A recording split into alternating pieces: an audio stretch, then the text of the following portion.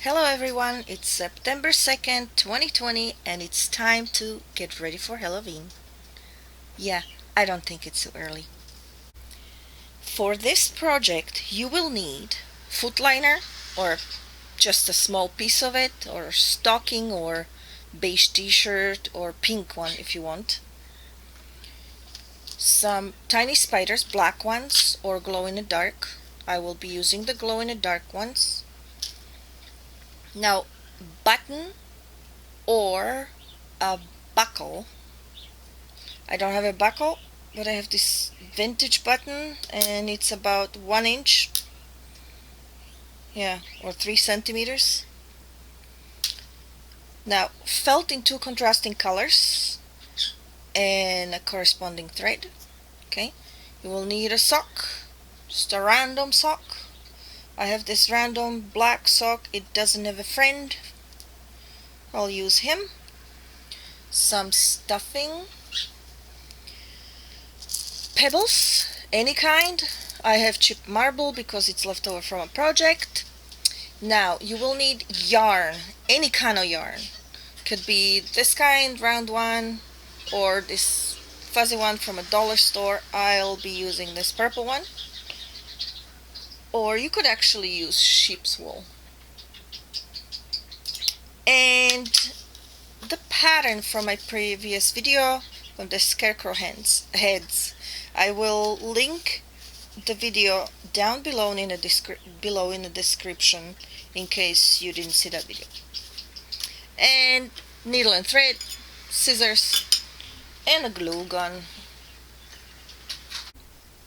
Okay, so cut out your hat, sew it together, get it ready. I used the darker color for the hat. Now you will need a strip of contrasting felt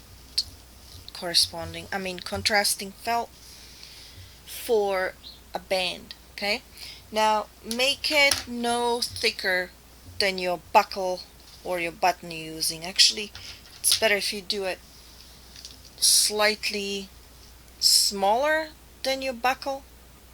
Well, obviously we'll have to because you need to thread it through if you have a buckle. But I'm using a button, so I'm using the button. I want to like that. Okay. Now cut a strip on a diagonal. Okay, that is important because if you cut it straight, you won't be able to shape it as good around the hat. Okay, so I will finish cutting this and then we'll go to the next step. Now when your hat is ready and you have the band that will go around here, put it aside. We're not gonna use it yet. Now take a piece of stocking or the foot liner and round the corners. Yeah. Okay, just cut it around to make it sort of in a circle. Not necessarily circle, oval or circle. Doesn't matter. I'm gonna have an oval. Right? That's good enough. Okay. So cut an oval or a circle. I have been going with the oval. Now take a needle and a thread, and all you do is stitch around like as if you're making a yo-yo. Okay, all the way around.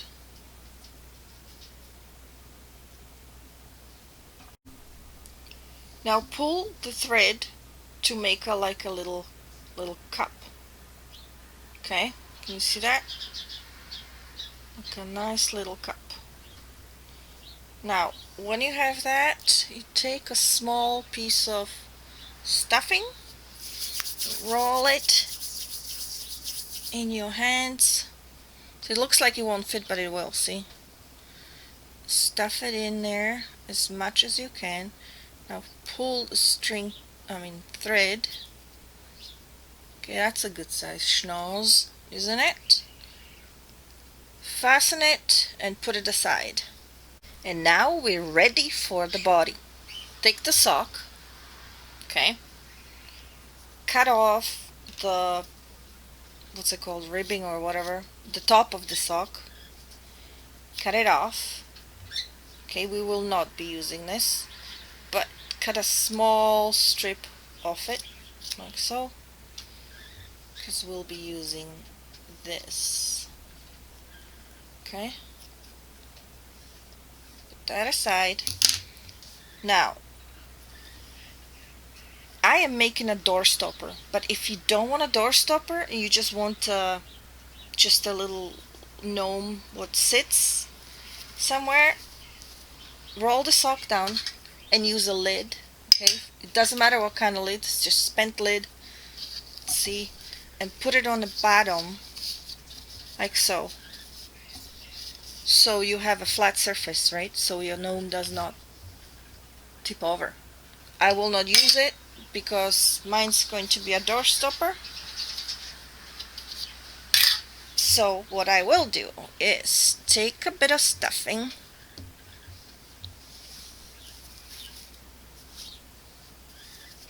put it on in the bottom. Like if you want, you could use the lid, but I'm not going to. Put it in the bottom and see, like, make a little nest. And now put your rocks in. Okay. Put the rocks in. I think I will need a little bit more. Okay.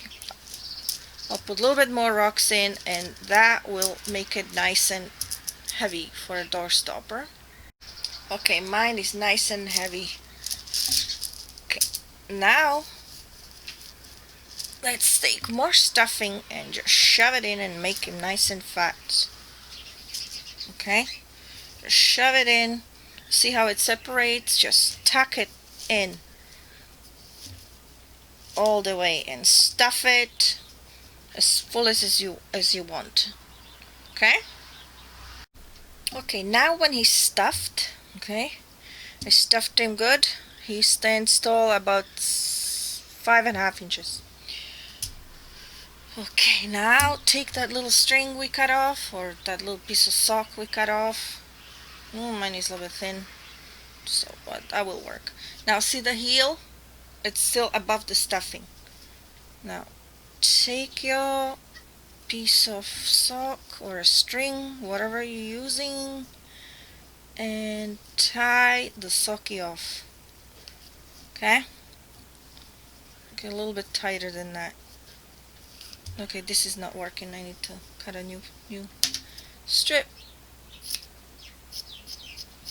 There we go. That will work better. See, it's better when it's thicker. And tie it off like so. Okay. Yeah, that's good. Tied off. I'll cut that. Now take the remaining sock part and turn it over. You look, we got a little stuffing. That's alright.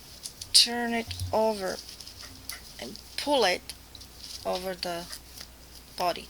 See how it makes it darker?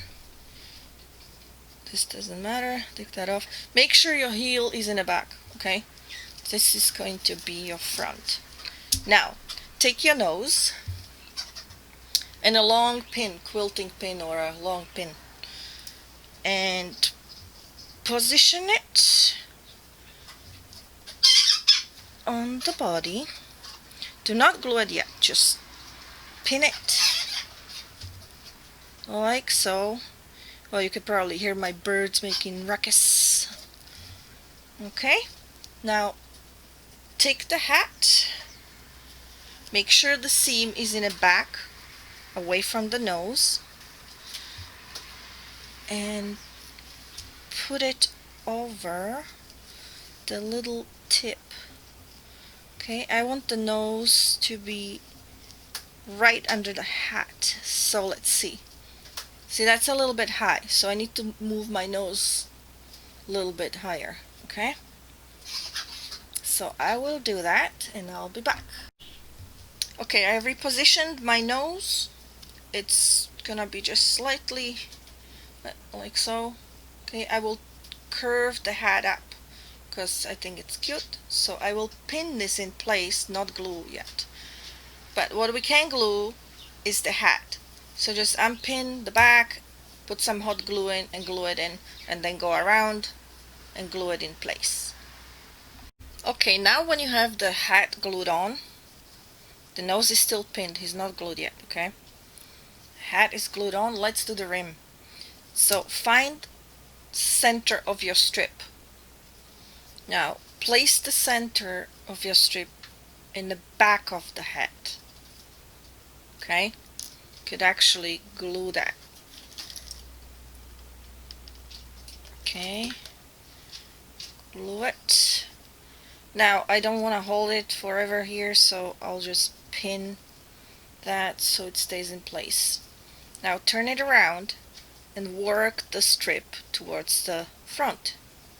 Okay, you will have excess. Okay. Now I like this side. Now the front will be right above his nose. Okay, the front will be above his nose. So I'll put a little bit of glue there and stretch this around. Tuck it in. Okay. Now I can cut this off. Now work the other half around, stretching it slightly, not too much, but so it snugly hugs it, so you don't have too many gaps. That's why we cut it on diagonal, okay? Because we need to shape it. Alright, so there we go. Fasten that. Oops, it came undone because it wasn't glued enough. Okay, that's fine because that will be covered. Now I like to trim if I have any little protrusions, but it's not necessary. Now where did the buckle... Ah, there you are. Okay, so I'm using a button, so all I have to do is put a glob of glue and glue it on top. So that will cover the seam. Okay, if you're using a buckle, you could... how would you do? Well, you would put this through the loop, right? And glue it in the back, the seam, right? So you have nice buckle front. But here we go. It's getting all looking good. Alright, we're ready for the beard. Okay, just cut a piece of the yarn off. Okay, we'll need that. Move. Well, actually, let's see. How long do I want the beard? I want the beard to the ground. We can trim it afterwards if it's too long. Okay, so measure your length. Now, there we go. So it's about like that. But I'll just wrap it around my hand kind of loosely, like so. And do as many loops as you want. Depends on how thick the beard you want. Let's see, a little bit more. Okay, now when you have desired thickness of the yarn wrapped up around your hand, take the string we cut off, or yarn, piece of yarn, loop it through the middle. Okay, now tie it up.